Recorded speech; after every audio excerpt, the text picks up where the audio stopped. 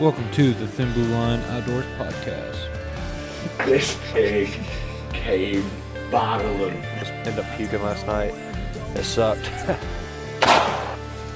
Whoa! Ah! We gut it, we wrap it in tinfoil, throw it over the fire. All right, everyone, this is podcast 78 with the Thin Blue Line Outdoors.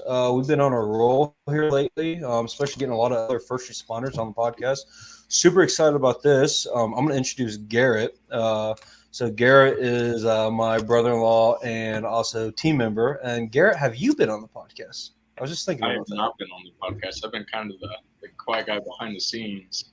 That's what I was thinking. So this is Garrett's first podcast, but Garrett's actually going to kind of play host on this a little bit. I'm going to have Garrett. Yeah, I'm going to have Garrett take it over from there.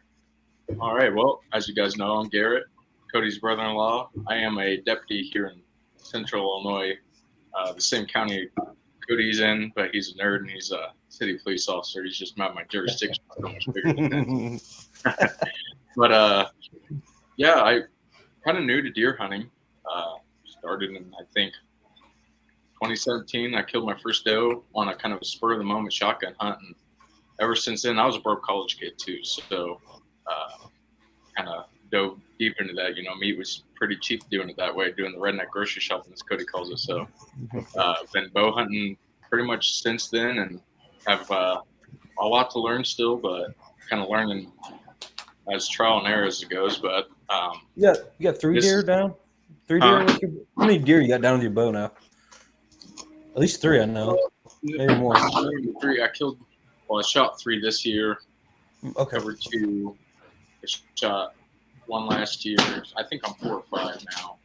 So the last 3 years I've killed deer with 3 or 4 years. No, so I take that back. No, so year before, right? You killed the buck you ended up finding that we tracked for a while. You killed a doe that year, and you killed the small buck. Small buck. Yep. So and then last year you found 2 deer, right? Yeah, I found 2 deer. Yeah. That was about.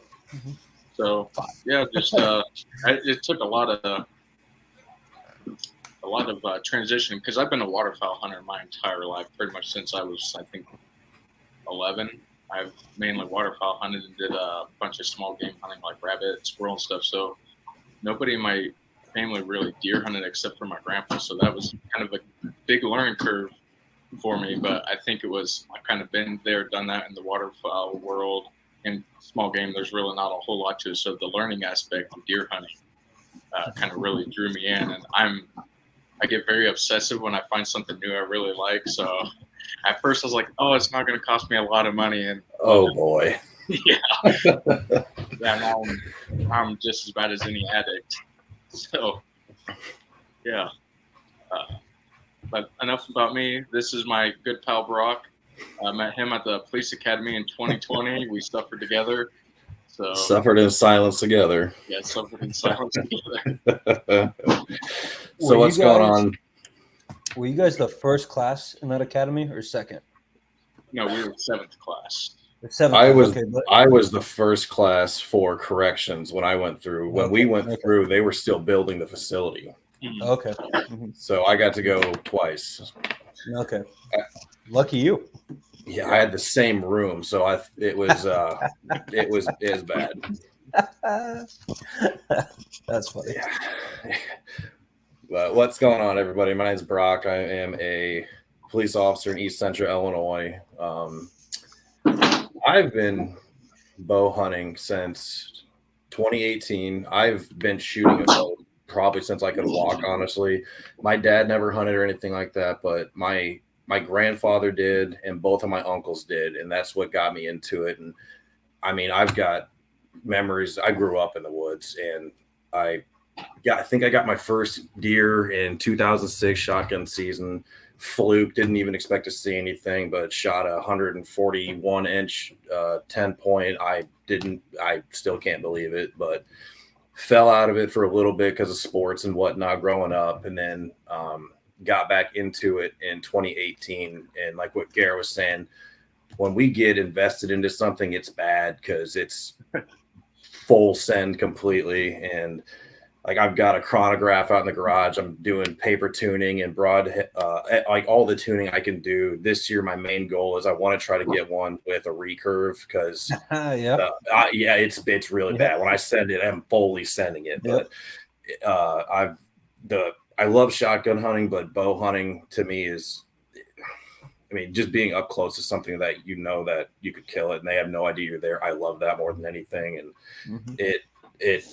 the passion, like I'll talk to the guys at work. We got a couple newer guys that are kind of dabbling with wanting to get into the outdoors, and I won't shut up about it. I'll sit there and talk about it for hours and hours and hours. I mean, Garrett, do you remember I think we're at the Bullock Center. I looked outside and I saw a coyote and I'm like, oh, this is awesome. This day is better now.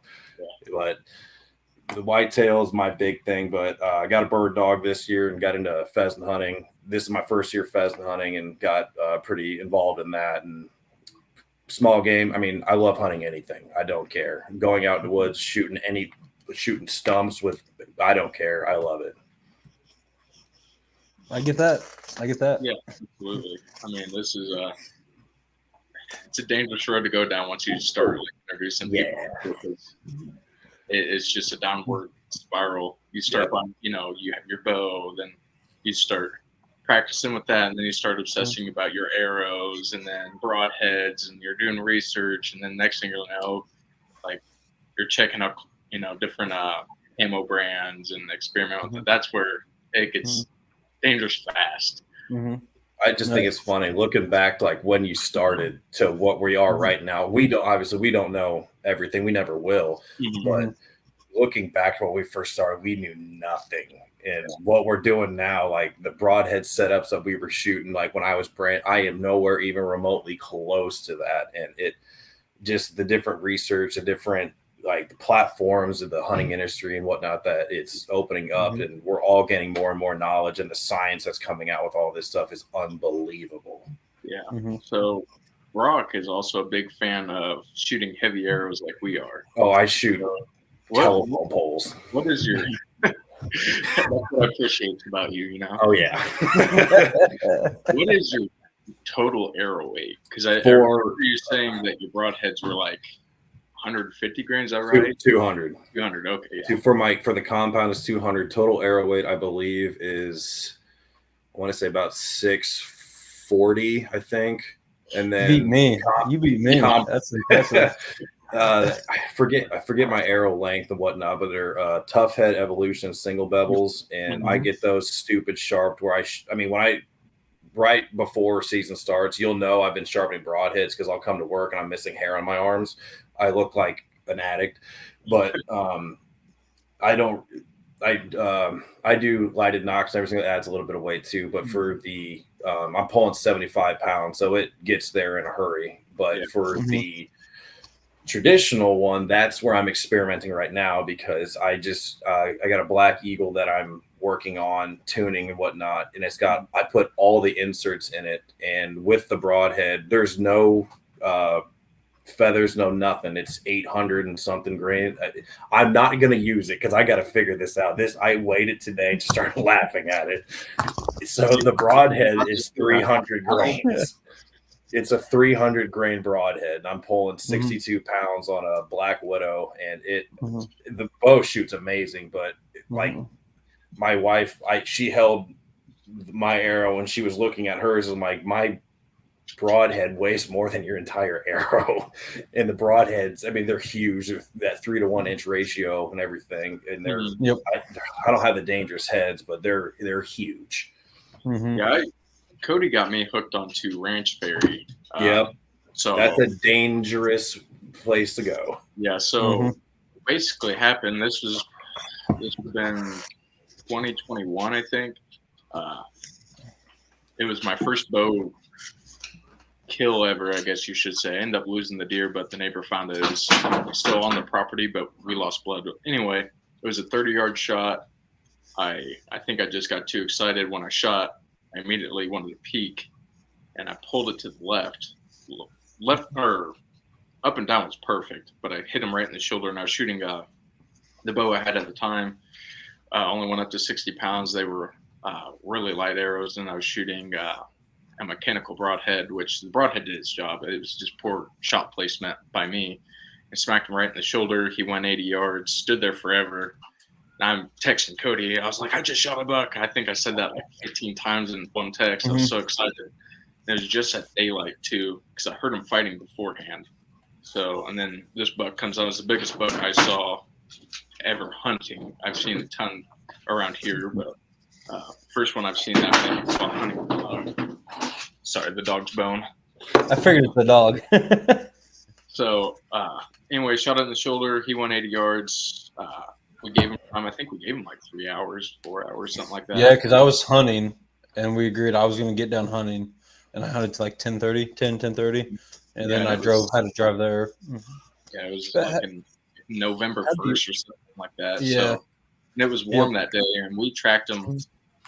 We found where he stood in the field, and it kind of looked like more muscle blood. There was a decent pool, but it wasn't anything too spectacular. And then we were following pin drops all through the woods, but no pasture either. So that had a lot to do with it. We ended up losing it, and we started grid searching a little bit, and we couldn't figure out where he went. We didn't know if he went north back towards the neighbors, because that's typically where they go. So we just quit, and then like a week later, my grandpa calls and like, "Hey, that neighbor cut the skull cap off and gave me the antlers for you." And it was a pretty decent 8-pointer, especially for deer. But what sucks is that neighbor found it that day. Yeah, he did find it that day. I think shortly, right before it got dark, because he saw my lighted knock in the creek. So there's a creek that runs on my grandparents' property in the bottom field, and I was hunting on the complete opposite side of the property, which is about 40 acres. And anyway, saw the lighted knock, didn't know who shot it, cut the skull cap off, and then took it home. And when he was talking to my grandpa, he's like, "Oh, okay, yeah, I'll give that to him." I didn't know whose deer it was. He didn't know how long it was laying there, so he didn't keep the meat. So it sucks too.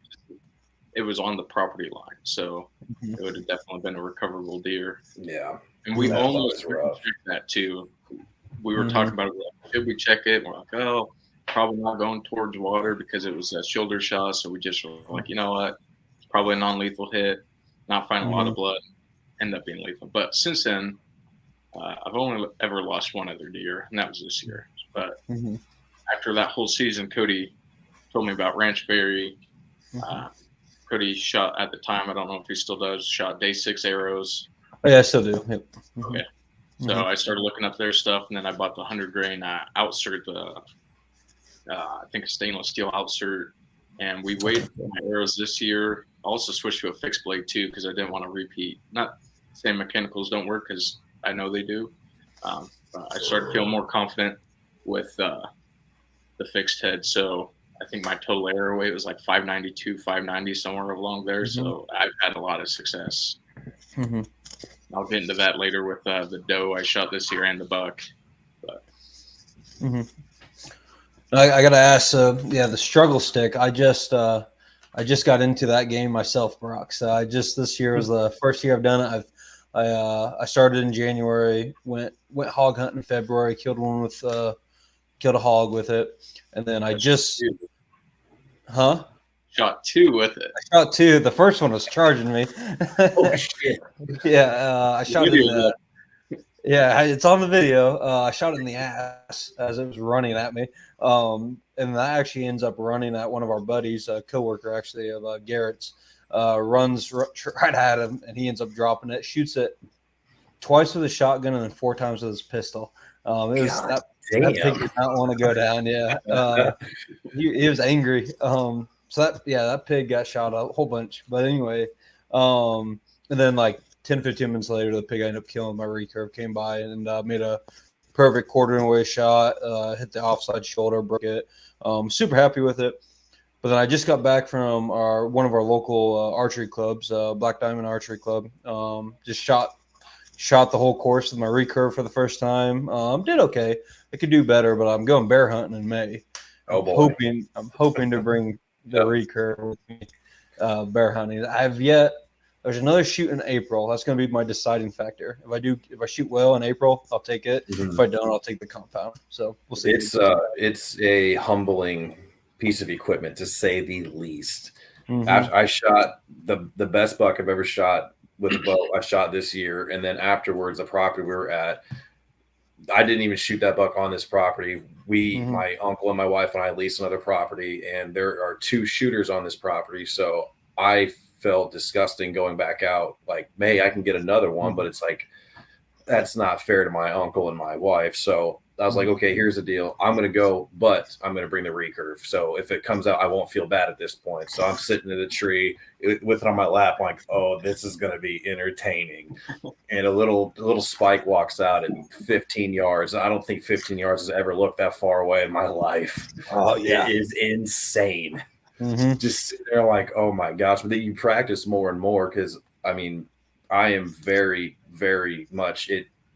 I'm not going to take a shot if I owe it to the animal and everything like that. I'm not going to wound a deer. I've done it before. We all have. It's part of hunting, but I want to do everything in my power to be as confident as I possibly can releasing that arrow. That's what with the compound. I mean, it's not cheating, but it's talking from traditional to compound. It feels like it, but I'm getting to the point now to where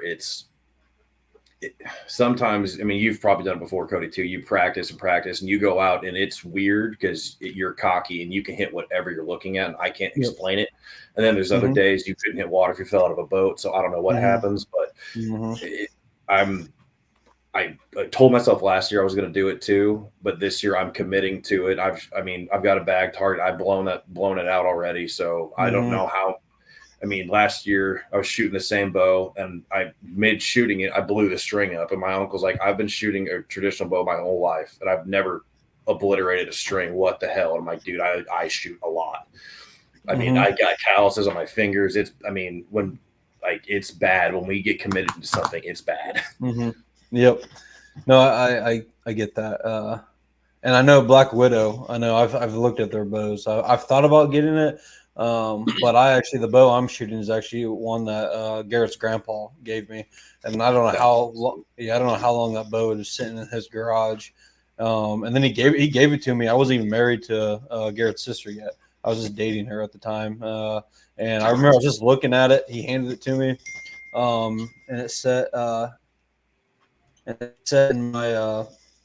in my house for a few years. And then finally this last year when we partnered up with Dominant Strands, he got a new string on there for me. And I'm like, you know what? I'm trying to get a hog with it. Once I got the hog down, I'm like, man, the bear hunt's about perfect for it. Because I don't know. I don't know if you've ever been bear hunting or not, Brock, but I've killed 3 bears with my bow now. The first one was 13 yards, second one was 15 yards, third one was 9 yards. So that's right in the wheelhouse. So that, and I think I'm going to be stupid. And you guys watch Newcomb, our meat eater at all? Oh, yeah. Yep. So, he always hunts them from the ground. I think I'm going to do that. It looks fun. Yeah. So I think I'm going to be you can't bring pistols. I was going to bring a pistol. You cannot bring a pistol. Not in Canada. I'm going to bring a shotgun. You can't have. I was going to say I would. Bring a. Yeah, bring a little smoke pole on that one. Yeah, my brother Caleb is actually going to be sitting probably behind me 30, 40 yards in a tree stand filming me. So he watched me get eaten. So we'll see how that goes. Speaking of ground hunting, actually this year, so like shotgun hunting, ground hunting was no big deal really because normally you're shooting them, 40 yards plus. Yeah. Typically. So this year I got out of my comfort zone. So I have a older Lone Wolf Alpha 2, and I started doing more hanging hunts. The first couple times I tried to do it a couple years ago was disastrous. I think I have a video log somewhere of me trying to do it. It was awful. Just hopping on the struggle bus. Yeah, it was bad. It looked like a monkey getting hung out of a tree. Almost fell out of the tree a couple times. It was bad, but so I did more portable hunting this year. But big fan of the Hunting Public guys, and they hunt absolutely a lot on the ground. And my grandpa actually gifted Cody and I both ghillie suits. Cody ruined his in the washer immediately. It turned into pieces. Oh, man. I was in trouble. Yeah, luckily he was the guinea pig. We were going to do the same thing, and he said, "Do not put it in the washer." Oh, you rip all the strands out. Yeah, dude, it was so bad. And it's a burlap one too, so they're heavy. Oh yeah. And this year, anyway, I'm like, you know what? I'm going to hunt the bottom field at my grandparents' farm. I have a leafy suit top, but I wanted to use the old school ghillie suit. So I got the ghillie suit out, took a bucket, and there was a tree that kind of wide. I sat behind that tree, and it was like off in the timber a little bit up against this hill where they come out. I'm sorry, I'm trying to pet the dog so he doesn't spaz out. But anyway, they funnel out. There's a fence line, old fence line that's really overgrown, and they normally come out through this small opening. So I'm like, oh, this is perfect. They will never look over here. So I, despite the wind, I was like, this big hill behind me kind of blocks that a little bit. So as long as they go the way they're supposed to go, it'll be perfect, which it almost worked. So I've never rattled in a buck. Like, I've never called in a deer that I truly thought I called in. So I got a new grunt call. It was I think it's a Woodhaven Ninja call. Yeah, It has that one's awesome. So I do some softer grunts, and then I do a couple deeper grunts and a snort wheeze, give it a little bit, and then I start banging the antlers together. In front of me, there was a creek bed. So I'd already done a couple like sequences of it throughout the day because I got out there early. I was on my rotation, so I had nothing better to do. It was so hot too, but I'm rattling and I'm like scanning. Everything's normal. I look over to my left, and this deer that I actually had on trail camera that I absolutely shoot all day is staring at me at 40 yards on the other side of the fence on the neighbor's property. So I'm like holding up my antlers and side-eyeing it. And it's, he's looking in the field trying to see who's fighting. And I'm like just very slowly trying to put my antlers down, get them down to the ground. It felt like he was there forever. Finally get my bow down and on my lap, get my release on, and we just have a stare off forever. And he knew something wasn't right. He was moving his head a lot. He couldn't. I don't think he saw me, but I think he knew I was there for sure. Yep. So we did that for quite a while, and eventually he just started kind of like walking downwind of me, and he kind of did a circle, and he came back, and then he did another circle, and I heard him blow once, and he took off. But I had goosebumps. I'm like, that was the entire hunt there. I'm like, I'm perfectly fine with that. I called in my first buck. It was a buck I had on trail camera. I was jazzed. And then I'm like, well, I'll only shoot something if it's a good mature doe or that buck for some reason comes back. And sure enough, it's like 10 minutes till shooting light.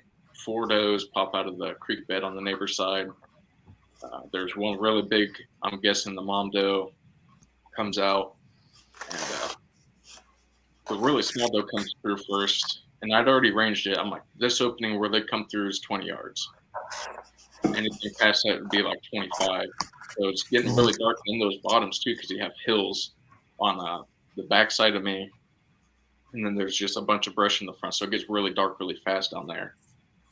And I had my camera mounted on my stabilizer. I'm trying to give myself every excuse of why this didn't pan out to make myself feel better.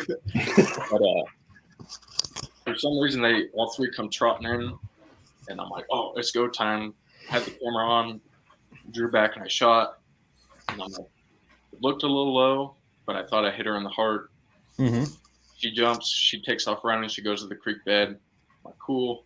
My arrow passed through her, and there's like a tree like 10 yards behind her, and it's stuck in the tree. I'm like, these arrows are. So you kill the doe and you kill the tree. That's what you got to do. Yep, absolutely. Well, I think the doe lives. So I get looking, don't see any spray. I'm like, well, that's probably not that good. And I found some white hair, so it was lower than I anticipated. Think you got brisket, maybe? I think I did.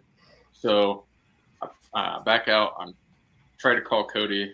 The cell service down there is non-existent. So I'm like, should I wait? Well, if it's the heart like I thought it was, she'll be dead within like 60 yards. So I'll hop on the four-wheeler, go back down, walk in, retrace my steps, and I had a hard time finding blood. At first, I found the first initial blood, and it was just a couple drops. Then she goes in the creek bed for a while.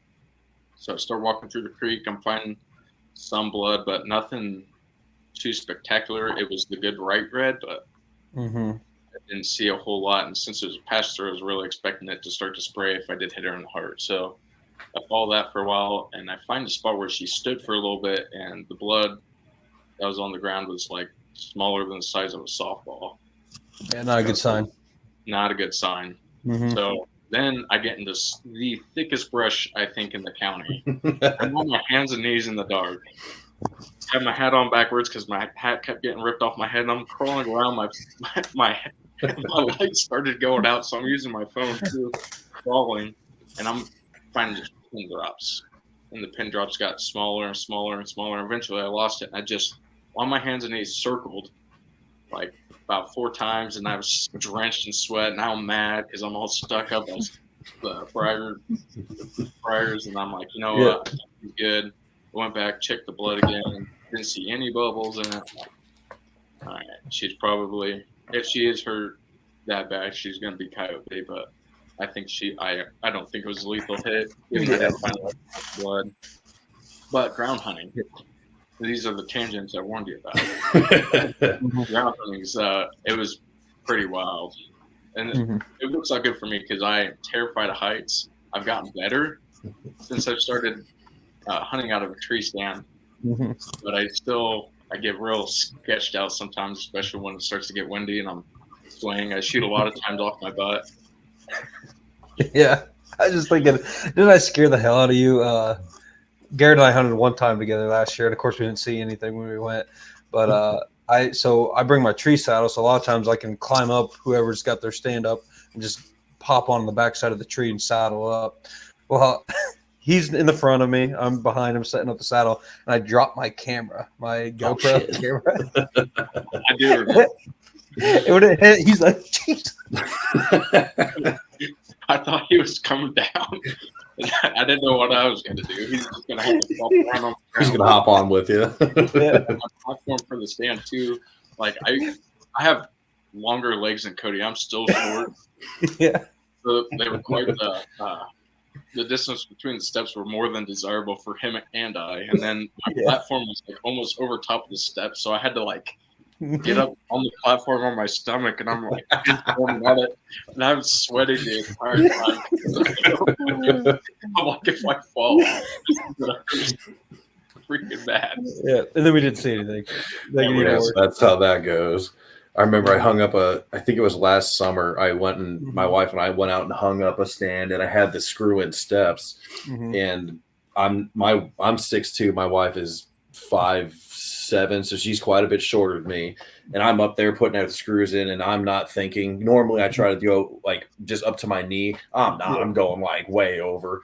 I climb up it, and I'm like a monkey climbing up this thing, and she goes up, and she's like, I can't even reach the steps. What the hell? So when I hunted it, I forgot my bow rope and everything. And this stand, when I put it up, I forgot the tree kind of went at an angle on the way up. So as I'm climbing up, I have my Matthews. I'm biting the cam as I'm climbing up it. I'm like, if I fall, I'm going to have no teeth. This is going to hurt so bad. And did not see anything. And your new bow is going to be exploded. Oh, God. Yeah, that always terrifies me about that. Because I have almost dropped it a couple of times, and it's like the ultimate. I don't know how I did catch it, but like your whole body leaves you, and you like get it, and you have to sit down. Like, oh my God, I need to sit here for a little bit and just. I need a cigarette now. I don't like this. Oh yeah, like I'll never do that again. I'm so sorry. So, Brock, you said you got a nice buck last year. What's the story behind it? So with our work schedule, I get super lucky. The first week in October, I'm off for 7 straight days. So I hunted 14 times because I would go out in the morning and go take a nap, go back out in the afternoon. I saw, I think, 2 shooters during that time period. And just kept going, nothing. He was at like 60 yards. I could make that shot. I'm not going to do it because that's a poke, but kept going. And I think I had 5 target bucks. I put out cameras, did some legitimate scouting this year. That was cool. Never done that before. Crawled out with a ghillie suit and was filming a buck. I think he was at 700 yards. Amazing. I think it was right before October, just went out just on a whim, Told my wife, like, hey, I'm just going to go out. It's like, okay, get out there. And every deer comes out of the woods into the field. I've had a stroke, and it was amazing, but kept going. And I think I had 5 or 6 shooters like on it. I actually did a hit list this year, like had a little cork board and everything, made it look fancy and all that. I go to it. It's like November 3rd, go to a property and backing up. So again, I think I've gone out 20 times. I've been shooting my bow constantly. I don't think I dropped it. I know I didn't drop it. I must have bumped my bow on something. So I think it's November. Go out just practicing real quick. I'm like, okay, I'm just gonna do like a 40-yard shot, nothing wild. Just there's a telephone pole kind of close, like kind of thread the needle, shoot, and I use a wrist release and everything. I don't have the greatest form, but I can shoot. Yeah. I obliterate this telephone pole. Like I get about 6 inches of penetration through it. And I'm like, oh my God. For one, that's cool. But 2, I've been going out. I don't know how long this bow has been out of like not sighted in. So I'm freaking out. And so I get it dialed in and whatnot. And then in the back of my head, it's like, is it still sighted in? It's freaking me out because I got a phase 4 2 years ago. And that was the first year I went out with it. It's a spot hog. It's a 3-pin longer dude, but it just in the back of my head is like, please God, I hope this is still sighted in. Go out to this stand. Me and my dog went out and hung up, and I've got a lone wolf. I've got some nice tree stands. This is a sniper tree stand from Walmart from about 10 years ago with screw-in steps, and I brought a section of a ladder stand that I found in the woods at one point in time. So it is the jankiest setup known to mankind. I normally go up quite a ways, but this was only maybe 15 feet up there. I have a creek over to the north of me, just beautiful open woods and whatnot. Get up into the stand. Wind was perfect that day. Like when we always kill deer, I'm not expecting to see anything. I've got a camera out here. I think 2 days before I went hunting, I was at a red dot class, and I'm at a class. I'm getting pictures of a buck right in front of my stand. Like, of course. I don't know which deer this is. I've never seen him before. It's just a side profile, so I'm not getting a good view of him. But I get out here, and I don't have a target buck on this property. It's just this is the second time I've hunted it ever. So I'm up there having a grand old time. See a doe coming maybe 80 yards out in front of me, and I'm expecting there's this creek over just to my left. I'm expecting him to be right there. It's going to be a 20-yard shot. It's going to be amazing, right? I mean, I don't have a camera. I'm trying to get on the board and doing that. Garrett's been sending me some stuff about that, but that's another rabbit hole I'll be going down once I get down that. But so yes, it is. It's decently windy out, and I just look over my shoulder because it's windy, but I can't hear like crunching or anything. I just look over, and there's this monster. He looks like a cow. He's 20 yards from me. I'm like, oh my God. And I've got 5 big ones that I've got kind of a history of, and I know that they're big. I've never seen this dude before. I get really bad, like, oh, I'm gonna hold out for a big one. If it's brown, I freak out. I see deer and I love it, and I am like, oh my God, I see a deer. Grab bow, turn, 15-yard shot, zip through, slightly quartering to, zip through him. And I know I hit him. I watched the white. I got four fletch with a knock, a lighted knock, complete pass through, straight, perfect pump station. Like hell yes. So I'm sitting there like, I can't believe that just happened. And he just kind of stood there and just trotted off. And I'm like, I know I hit you. I know I did, but what the hell? But I know with sharp broadheads, he didn't get bit. He just like, hey, that kind of felt weird. And he goes and he stops again. And then he trots off into the field. And I'm watching with my binoculars just shaking. And he comes to a stop in the field. He's maybe 100 yards. And he just stands there. And I've never seen this before. Locked out and just nosedives. Just straight nosedives down. I'm like, oh my God.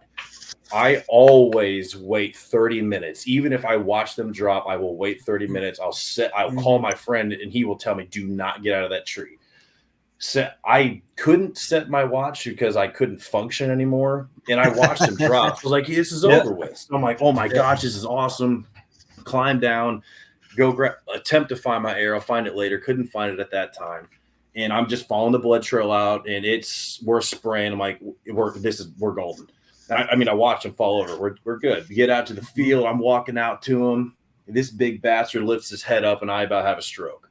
I'm like, what the hell? I watched you die. Like, what on earth? Like Step Brothers, he used Ninja Focus to lower his heartbeat. So I'm freaking out at this point because I'm halfway to the field and I'm committed. Like, he's either going to take off and run onto another property, and he's 80 yards. There is no way in hell I'm going to sling one from here. So I ditch everything, crawl up to 20 yards to him, and he's still up, and he's laying down, but he's looking up, and he's like coherent. I'm like, this isn't good. I don't know if I got liver somehow, but everything looked great on the release and everything. So I get up to him. I send another one at this. So I also have the Ranch Fairy 3-blade, 200 grain. I send one of those, and I didn't realize how curled he was because the entrance was great, but where it exited came out up by his neck. Now I'm really freaking out because he sits up and attempts to stand up. I'm like, oh my, I'm going to have to tackle him and like stab him with a knife. Like, this is going to get wild quickly. Now that would be good on camera. Get another one and send it right through his heart. And then I'm just sitting there like, I'm FaceTiming my mom because I'm like, hey, I just got a big one. I tried calling my wife. She's at work. She didn't answer. So she missed out on it. But my mom's like freaking like, oh my God, is it dead? I'm like, I'm working on it, Mom. Hold on. And I finally get it down, and she's just sitting like, are you okay? And I'm like, I just need a minute, man. Like, oh my gosh. And he expired right in front of me, and I walked, and I've never seen him before, ever. And he ended up weighing, because I knew he was a cow. I called my old car partner, your cousin. He shows up with another employee, and in true my department fashion, they just drive their car out into the field to pick me up, so I don't got to walk all the way back. I'm like, this is so awesome. They helped me get him into the back of my Jeep, and we weighed him with everything in. He was 290. Like, I've never seen anything like that before, and took him to the butcher that I go to, and like, oh yeah, you got a big deer. I'm like, yeah, he's pretty good. And let the tailgate down. I was like, I don't know if he's going to fit through the door. I'm like, oh, this is awesome. Because his inside spread, I think tip to tip was 20. Like, he is a cow. I'm god awful at scoring or guessing scores or anything like that. But a lot of us in our department killed very big deer this year. My buddy got one. He thinks he's 160. And mine makes his look like a little doe. It's bad. So I don't know what. Scored, man. Oh yeah, I'm very close with the taxidermist, and I'm actually kind of working on trying to do that on the side too. So he's gonna let me come down and shadow, and he's like, you might be knocking on 180. I don't know, but there was another deer that was deadhead that was found this year. You guys might have seen it. It was at that at Springfield. Is that the Beer and Deer event? Is that what that one's called? Deer and Beer. Yeah, and that one's in Bloomington. Okay. What was the one in Springfield? I didn't know there was one in Springfield, to be honest with you. I knew I don't remember. One in Bloomington. Maybe it was was it just like 2 weeks ago or something like that? That'd be that was the Illinois one, the Peoria one. Okay.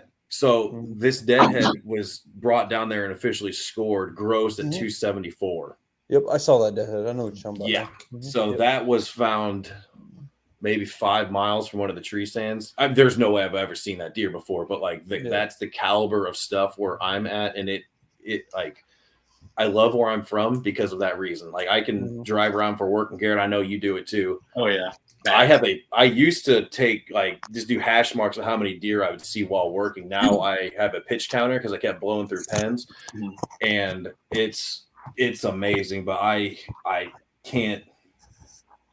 I never expected to see him, but I've never seen one nosedive like that before, ever. I mean, I've seen him tip over. I've seen that, but it was really special he was the 10th deer I've ever killed. And oh boy, I've gotten more with a bow than I have with a shotgun, but he was number 10 for me. And that was very, very special. And my uncle is the one who got me into to hunting in general, but mainly bow hunting. I mean, I remember as a kid, he lived in town and we would watch the hunting channel. We'd watch Ted Nugent and Fred Bear playing in the background and everything. He'd go outside and shoot the bow just straight up in the air. And I thought it was the coolest thing on the planet. I just want to watch arrows fly. So that was very special for me because right afterwards, I didn't really take it anywhere. I took it straight to him. We waited at his place, had a couple drinks together, and just kind of sat there and bullshit. And he's like, I don't know what you're doing, but you are riding this train and you just got a new house. Awesome. You need to get a place that has bigger walls because you keep finding these. And the year before I got a brand new property that I didn't even ask for. My wife and I were attempting to buy a house. It was going south. So we talked to an attorney and he's like, hey, this is a bad idea. Just bail. Like, perfect. Thank you. He's like, hey, do you work for so-and-so? I'm like, yes, I do. I'm like, oh, do you hunt? I'm like, yes, I do. Why? He's like, oh, you can hunt all my properties. Like, okay, deal. Done. So I don't even know where they're at. So he tells me the name, go on X, and there's popping up. He's like, oh, do you want to hunt in Indiana? I'm like, sure. I've never done it before. But so I go out to this one property and I'm scouting it and I'm like, okay, there's nothing here. His house isn't far from it. And there might be 100 by 100 section of woods, and that's it. And then just tree line. So I'm kind of walking around, bebopping around and going to this section of woods. And this is early September, late August. And the brush is super tall. It's super green and everything. And I can't see anything because this is like elephant grass. It's like 9 feet tall. And I just hear this train coming through. I'm like, what in the hell is this? This dude comes flying out and almost runs me over. He's very non-typical. He ended up being 16 points, but he had a double main beam that came out like a spike. And I got a very good look at it because he almost killed me with it. So in the direction he ran, because I sat there just starstruck and could not believe what I just saw. He stops. I'm looking through my binoculars, shaking like a leaf again. And he beelines off the property. And I'm like following my Onyx. I'm like, okay, here's a property line. That looks like a good tree. Hang the tree stand. And this is the first time I've ever been there. So the first time I go to hunt it is October 4th of 21. I can't remember what year it was now. It's all been flying. But we had a very critical incident occur at work on October 1st. So this is the first day of my 7-day stretch of being off. Like, this is awesome. I get out, get away from work. This is one of those, I am 100%. I've never been here before. I don't know what's here besides that one dude who almost killed me. I'm just going to kind of just relax and sit here and just chill. My boss calls me and he's like, hey, what are you doing? I'm like, I'm hunting. What are you doing?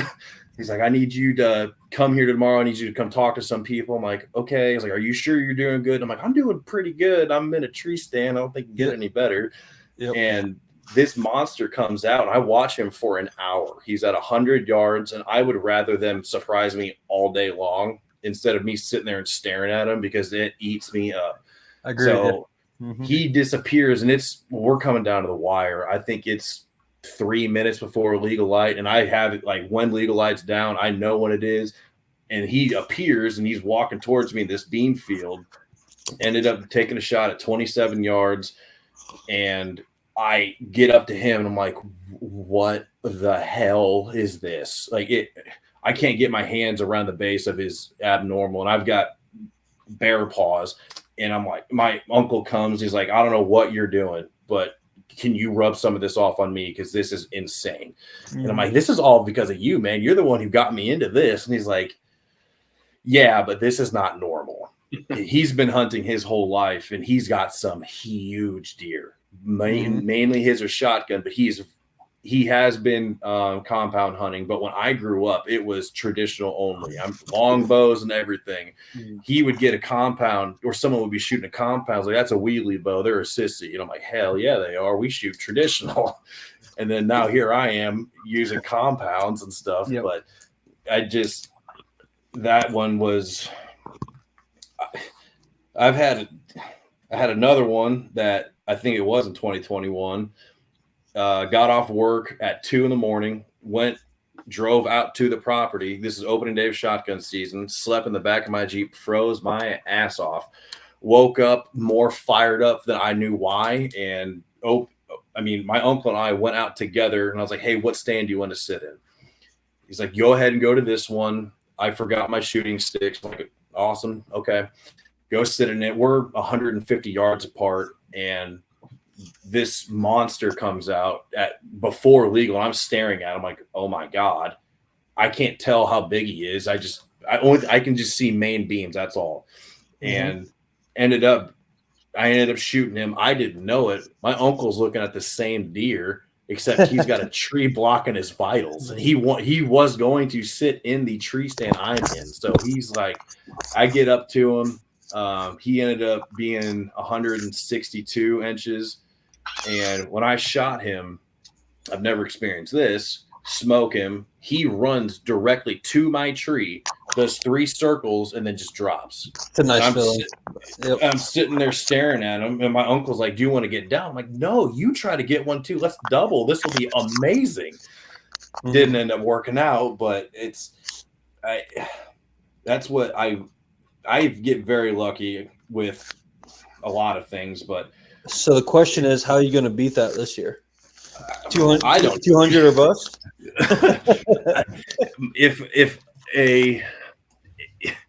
it doesn't have dots and it has bones on its head and it walks out and it's within 15, I have a recurve, I don't care. Yep, I'll do it because I just want to get one. I just get excited over deer, and whether they're big, I would like to, I listen to Barry Wenzel a lot, and I try to only harvest mature animals and whatnot. I'm all about that, except I can't control myself, and I'm very bad at gauging. Very bad at gauging deer. I had one this year. I think I saw him 18 times. I had him at 20 yards. I went to full draw, but I was like, don't let the demons win, but just practice. And I was like, he'll be bigger. Just, you got to let him grow. But I am horrible at that. I went in 2019 2020 was going after the biggest deer I've ever seen in my life. Had him on camera multiple times. I actually had him at full draw once. He ran by me at 15 yards, but a coyote was chasing him. I would not take the shot. He ended up potentially getting poached, and he was 187 inches. So I'm going after 187-inch deer, and haven't seen him for a while. I think I put damn near probably over 100 hours in a tree stand. And I ended up shooting the smallest buck I've ever shot in my life that year. And I was more jacked up than anything. I heart shotted him, and I don't even think he was 50 inches. I mean, but I just was like, this is the time. And I sent it, and I've done it. I would love to shoot bigger deer every year, but I mean, the first pass through I ever shot was an 8-point. And again, I don't know, he might not be over 100 inches, but I am more prouder than him than anything, because like Garrett was saying, I never did the mechanical route. I started with those Muzzy Trocars because I was, at the time I was working in the jail and had a lot of time on my hands. So Instagram and YouTube was big for me then. So Cameron Haynes was huge, and Cameron Haynes was killing elk and everything with Muzzy Trocars. If Cam Haynes can do it, I can do it with a whitetail. Yep. I killed 2 whitetails with that, but the blades were mangled, and I was not getting pass-throughs. And there was no reason I wasn't getting pass-throughs. So that year I found the hunting public in Ranch Ferry, went to the 3-blade of the 200 grain, and shot this one at 20 something yards. I had complete pass through, buried it in the ground, and I blew through his opposite shoulder to where you could flip his shoulder up and over him. And then after that, I was hooked after that. Yep. Nope. I'm happy I made the switch a couple years ago to heavy arrows. I haven't had any issues with them. I did dabble back with mechanicals this last year, just like, I'll give them a shot. I haven't tried them in a while. They did fine. I killed every deer I shot with them. But I'm going back to the fixed blade heads this year. I know I just killed the hog. I got a 250 grain head on my recurve Vantage Point archery. I forget the model of three blade broadhead I'm using, but it's working fine. It's probably what I'm using on bear too. One thing I want to talk to you, if you kind of talked about it a little bit already, but if you can go more in depth. So obviously here at the Thin Blue Line Outdoors, our number one goal is to get other first responders into the outdoors. And as you said, you had a critical incident at work and you felt like at peace when you were out in the tree stand hunting. If you kind of want to go more in depth about that, we've all experienced it, but kind of your version of it. So, like I've said, like my uncle got me, my one uncle in particular got me very heavily into the outdoors. And I am religious. I'm a Christian. I don't practice it as well as what I should. My uncle is very big on like with Ted Nugent, the spirit of the wild, and his thing is the great spirit above. And like when I do harvest an animal, if I'm lucky enough to, like I'm all jacked up. It is mess. I mean, Garrett's seen me all fired up before, but I sit there and just thank the animal, and it's a calming factor. Just even going out and shed hunting. Like the other day, my dog and I went out and were getting their trail cameras and attempting to shed hunt. I've never found a shed in my life. I just put miles on my boots. But just being out in the woods, for whatever reason, for me, I don't think about anything. Like I used to go out and kind of like listen to podcasts or like listen to audiobooks and whatnot. But now I want to go out and just listen to birds chirping. Here, blue jays is my thing that calms me now for whatever reason. But just getting out there and not letting my mind wander, because it's so easy when you're out there because you can be on your phone dicking off and whatnot. But I just try to sit out there, stay off my phone, take everything in, try to almost get a sensory overload with everything, and just I'm focused on being with everything in nature. And there's other times, we've all experienced it. There's times when you get out there and you're like, I don't know what's going on, but today's the day. Something wild's gonna happen. This is gonna be awesome. And I've had that happen. And other times when I'm trying to make that feeling occur, and it don't ever like, oh, I'm gonna shoot a big one today. I don't ever see anything. But I can't explain that feeling, but it just every now and then it'll happen. And I've never found that with anything else before in sports and in this job or whatnot. But getting out in like everyone like, oh yeah, like it's a brotherhood. It is, but outside of work, I'm like, oh, like, yeah, he's a cop. Like that's not who we all are. It's more than that. I'm an outdoorsman. I'm a husband. I'm a father to a crackhead of a dog.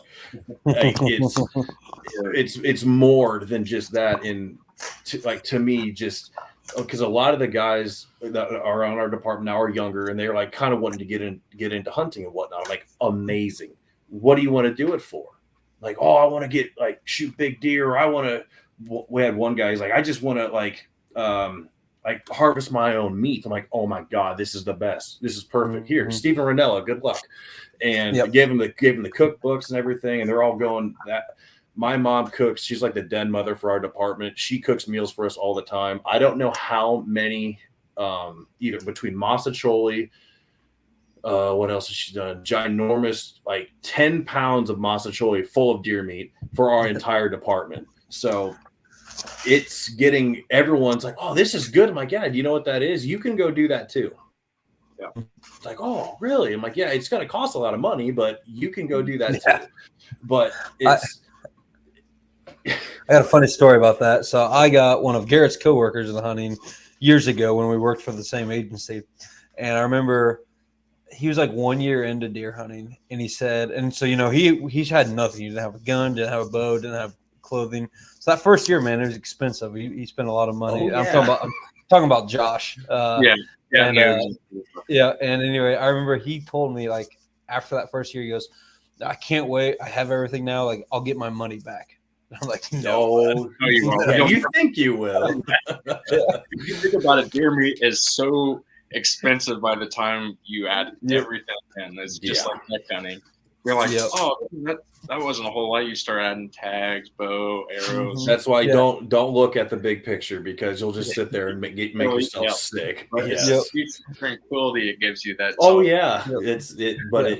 that is the big thing, because there's a couple of us that'll be sitting there, like, even now. I mean, it's almost April, and we're like, dude, I can't wait for October. I can't freaking wait. And we're like, I know, but it's so far away. I'm like, I know, but I've got the itch already, and it's not good. Oh yeah, I've been watching deer hunting videos every day. Oh yeah, watches so many deer hunting videos with me. Today, we went to my grandparents. He's got a deer mount on the wall, and she kept pointing at it and just wouldn't leave it alone. So we had to pick her up, and she was like touching it, and laughing. I'm like, "That's my girl." Like, hell yeah.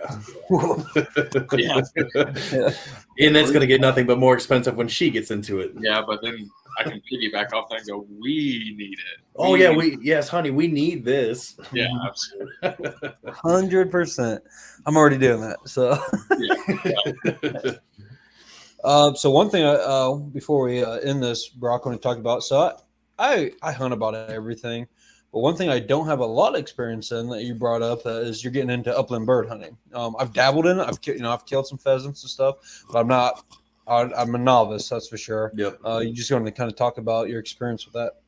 So I've had one experience prior to this year. I was a little kid hunting with my uncle and my grandfather, and I remember very distinctly my grandfather looking over, and he was taking a piss. Pheasant pops up, pants drop down, misses, and him cussing. So he passed away in 2017. I ended up getting that same shotgun, and last year we ended up my wife has had dogs her whole life. I've never had a dog, always wanted one. Ended up getting a German short hair pointer, which if I can wake her up, I'd show it to you. But she's unconscious right now.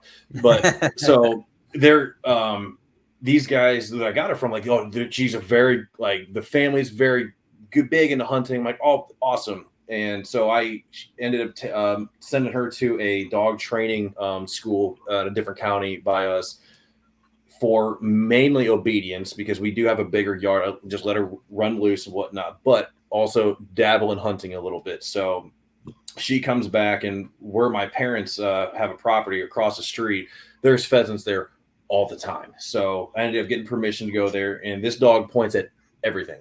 If it's a robin, her own turd, she does it every now and then. She points at everything. So I don't know a lot about deer hunting, but I really don't know anything about bird hunting. So kind of doing a little bit of research and whatnot, and going out into it. I'm pretty sure I kick up more birds than my dog does, but she's just out there for a good time. And she ended up doing 2 amazing points. They just happened to be on hens, unfortunately. But it was, to me, that was the coolest thing for bird hunting wise that I've ever seen. Like, I did end up getting 2 roosters this year, which is awesome.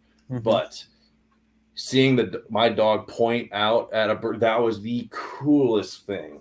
And I ended up joining the local Pheasants Forever program in my county, and they invited me to come to one of their meetings. Like, okay, that's no problem. End up going there and found out that I somehow got talked into being on the board. So I'm on that now. Yeah. But like, oh, hey, by the way. Yeah, so you're an expert now, right? Oh, yeah. They're just talking like, oh, this is when they breed. I'm like, I shoot birds. I try to shoot birds. But I'm looking to get more involved and whatnot in it, but I don't have a lot of knowledge for you. I kick up more birds than my dog does, and that's her job. So there you go. We don't have a lot of birds around us. No, we have a bunch by us. Everything. There used to be tons of pheasants, tons of quail, and then with agricultural processes changing over the years, they got rid of a lot of these grass fields and stuff, and they just kind of vanished. And then we've got a giant increase in coyote population and raccoons and stuff. So I'm sure all that comes into play now. Yeah. With cats kind of doing the same thing with turkey population, at least where I hunt. Yeah. Yeah, I got a couple. I got like 2 coveys of quail that I can jump every now and then. If I walk my property, I'll probably find them and jump them once. But same covey, I never try to shoot them or anything, you know. But this property that we were at this year, I think we kicked up on one day. I think we kicked up 20 roosters on one property. I don't know. Like, we have a lot of CRP around here, and a lot of farmers are very cognizant of all of that. But I mean, the other day I was running to a call hot, and I about smoked a rooster. So they are everywhere around here. It is unbelievable. I love it, but one of these days I will get bit at work doing that. Yeah. 100%. Yeah. Well, I know we hit the hour mark. Garrett, do you have anything you want to either ask Brock or in this podcast with? Just to our fellow first responders in general, not just law enforcement, like Brock was saying, get out in the woods. Work's been kind of hectic for all of us lately, and it just, gets worse. And like, I went out the other day just to go look at maybe putting in a food plot and everything. It was like a good reset. I was telling my wife earlier today, I was like, you know what I heard when I was out there? Nothing, not my own conscience or anything. It's kind of, it's a cleanse, Oh, yeah. And then it's a good reset, puts you in a good mood. So, I mean, just get out there. And if you've never been involved in it, like, reach out to somebody you know who has. And most of us outdoorsmen love getting new people in it because it's like that fire in their eye like a child. Oh, yeah. When we took Ryan duck hunting for the first time, and from the boat ride to all the ducks worked and everything, I mean, his eyes are just wide. Yep. So if you haven't got to dabble in the outdoors, give it a shot. Don't knock it till you try it, and then you'll never have money again once you 100%. get into it. You'll be forever poor. That's actually probably why our parents got us into it. And, we'd never have money for drugs or Yeah, that's no joke. That is no joke. Well, Brock, you have anything you want to end on? Going off of what Garrett said, especially like if a lot of people are wanting to be more self-sustained and whatnot with their food and are like with COVID and everything, everyone being healthy and watching what they eat, it don't get any more better than eating deer meat or any wild game, but deer meat especially. But if you are big into like, I want to know where my food comes from, it doesn't get any more natural than that. And like Garrett said, it truly is the ultimate reset for your brain, your soul, for everything. You go out there and it just calms you. And don't let the little voices in your head win. Just get out there and let that little delete button happen when you're out in the tree stand or walking around looking for mushrooms, looking for squirrels, looking for anything. Yep. Nope. Well, number one, I appreciate Brock you coming on. It was good meeting you virtually. Yep, good meeting you too. And yep. And then Garrett, Deer and Beer show in Bloomington in August. Yes. So if you're free in August, stop by. We'll be there. Well, I will take off in August, and we'll do my best to be there. Yeah, Right come on. come by the booth. I know, Garrett. You don't know what day yet, do you, or how many days you're gonna be there? Probably pick whatever day. I got vacation time, and I can build up some comp time before August, I'm sure. So Sweet. yeah, As Garrett said, we'll be at the Deer and Beer Fest. I don't remember what booth number. We'll be right next to Mr. Rubb, our partners. So come see us. And another thing that Brock and Garrett brought up was the whole first responders getting in the outdoors. We do have a private Facebook page only for first responders. Again, and that Facebook page is just for us to connect and help each other out. So if you're looking for maybe a mentor or maybe a place to go, whatever, join that Facebook page, and maybe there's another first responder near you, and we can kind of help you guys out and stuff. I know that Facebook page has grown quite a bit since the Illinois and Iowa shows. So feel free to look out at that. And then we got some big things coming, guys. Stay tuned to our partners, Mr. Rubb. We've been working on our own seasoning with them. I just got a picture today saying that our samples are in. So hopefully that'll be coming here soon. And then as you guys know, we like our coffee. So just be paying attention to that. We have some cool things coming with a coffee brand, Outgrounds Coffee. Be super excited to announce that when it's ready. But again, appreciate it, guys. This is podcast 78. Make sure you like, subscribe, all that good stuff, and stay safe out there.